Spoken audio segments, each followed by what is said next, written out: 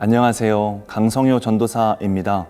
이번 영상에서는 에스라서에 대해서 살펴보고자 합니다. 에스라서의 제목은 본서에 등장하는 주요 인물인 에스라의 이름을 따서 붙여진 제목입니다. 이 에스라는 이스라엘의 제사장이자 율법에 정통한 학사로 알려져 있습니다. 이 에스라서를 제대로 이해하기 위해서는 먼저 알고 있어야 할 남유다에 대한 역사적 배경 지식이 있습니다.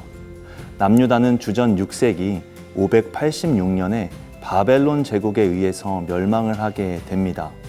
이때 성전이 무너지고 많은 이스라엘 백성들이 포로가 되어 바벨론으로 끌려가게 됩니다.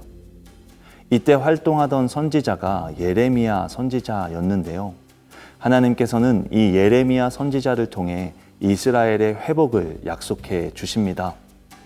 그리고 이 회복의 약속이 실제화되는 내용이 이 에스라서에 다루어져 있습니다.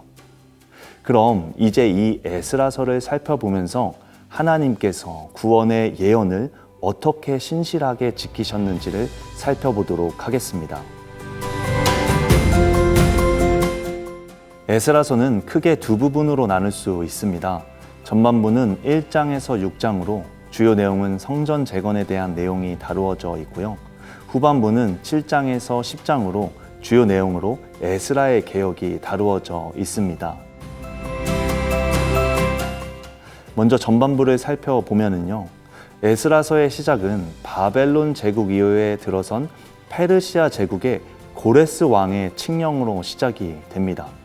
그 칙령의 내용은 이러한데요.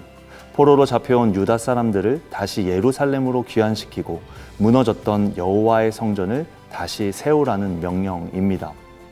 그렇게 이스라엘 백성은 예루살렘으로 귀환하게 되고 또 귀환한 이후에 다윗의 후손인 수룹바벨을 중심으로 성전 재건을 시작하게 됩니다. 그러나 성전 재건이 순조롭지만은 않았습니다. 성전 건축을 방해하는 세력이 등장한 것입니다. 이들은 중앙정부에 계속해서 성전 재건을 중단하기 위한 로비를 진행합니다. 그리고 이들의 계획은 성공하게 되면서 성전 건축이 중단되게 됩니다. 하지만 하나님께서는 하나님의 사람들을 세워 성전 재건을 계속해서 재개할 수 있도록 하시는데요. 이때 활약했던 선지자가 바로 학개와 스가랴입니다. 그리고 그렇게 하나님의 인도하심을 따라 마침내 주전 515년경 성전이 완성되게 됩니다. 이때 완공된 성전을 수룹바벨이 주도하였다고 해서 수룹바벨 성전이라고 하기도 하고요. 성전이 한번 무너진 이후에 다시 세워졌다고 해서 제2의 성전이라고 하기도 합니다. 그리고 후반부인 7장에서 10장까지의 내용은 페르시아 아닥사스다 왕의 명령에 따라 에스라를 비롯한 이스라엘 백성이 예루살렘으로 귀환하는 내용을 다루면서 이야기가 시작이 됩니다. 성경학자들은 이때가 주전 458년경이라고 말하고 있는데요. 이는 성전이 재건된 후 57년이 지난 이후의 시점입니다. 이 후반부에서는 에스라가 중심인물로 등장을 합니다. 그리고 에스라를 소개하는 내용을 제외하고는 모두 1인칭으로 기록되어 있는데요. 이 말의 의미는 에스라가 직접 기록한 회고록이다라는 의미입니다.